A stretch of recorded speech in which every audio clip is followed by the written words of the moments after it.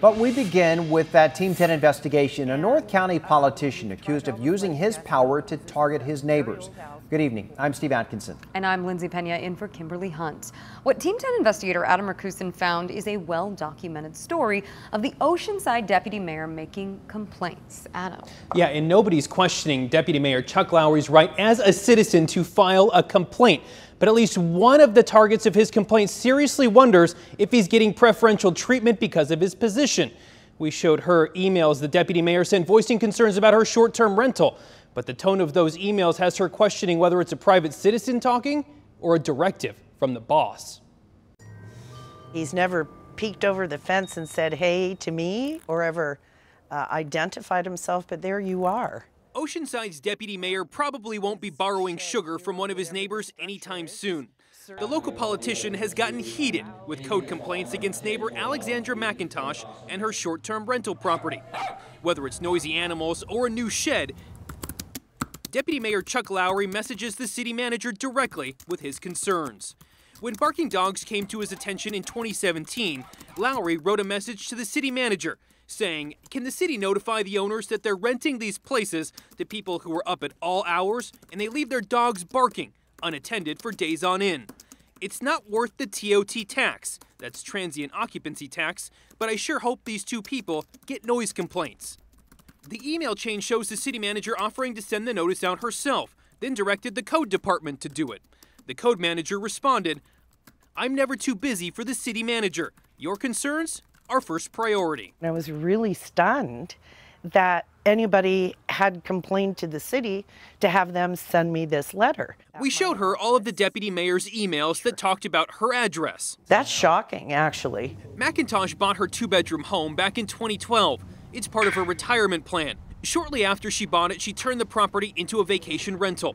She says the income offsets the house's payments and helps the city of Oceanside make money. Mr. Lowry saying that both mine and the neighbor's home as short-term vacation rentals is not worth the TOT tax. Emails obtained by Team 10 show a few days later, after complaining about the dogs, Lowry wrote about another neighbor, calling their tenant disgusting.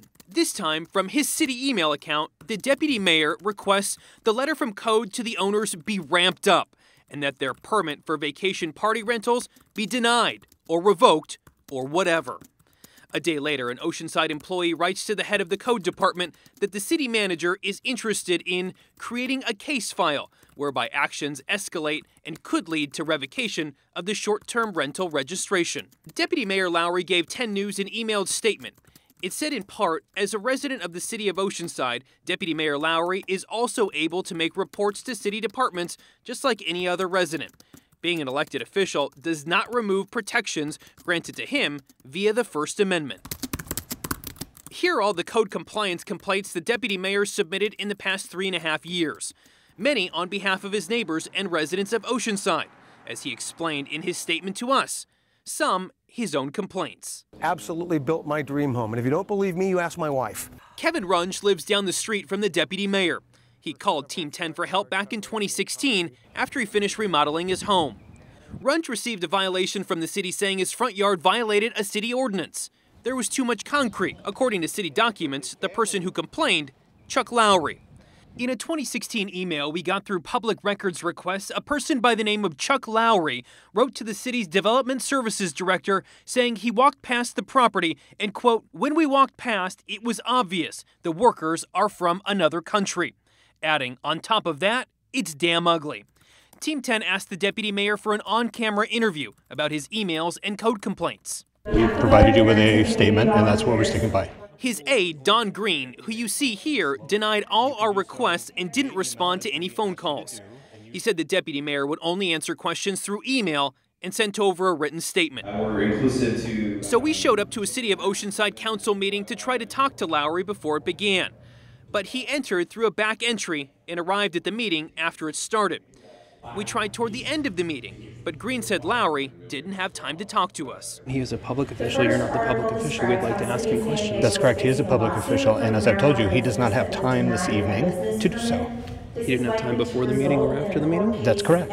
He is starting a campaign for re-election, and he has various activities he has to do. That's right, Lowry is running for re-election to the Oceanside City Council. I'd like him to explain what he meant when he said it's obvious that the workers are from another country. What does that mean? I don't know. That's what we'd like to ask him. Well, Before the meeting ended, Lowry slipped out the back door. He may have avoided talking to us on camera, but he can't avoid the person who owns the house behind him.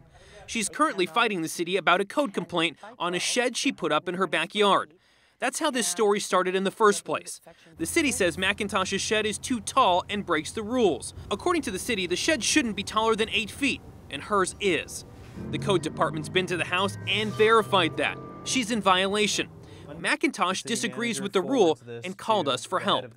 We found out city documents and his own emails show Chuck Lowry filed the complaint. I don't believe that it's right that the deputy mayor would utilize his political position to contact other departments and the head of those departments to start a harassment campaign. Do you think that's what's happening? Yes, I absolutely do.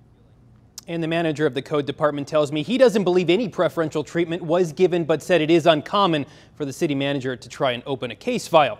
He did give me a couple examples of people who filed many more complaints than the deputy mayor. Adam Rakusin, Team 10.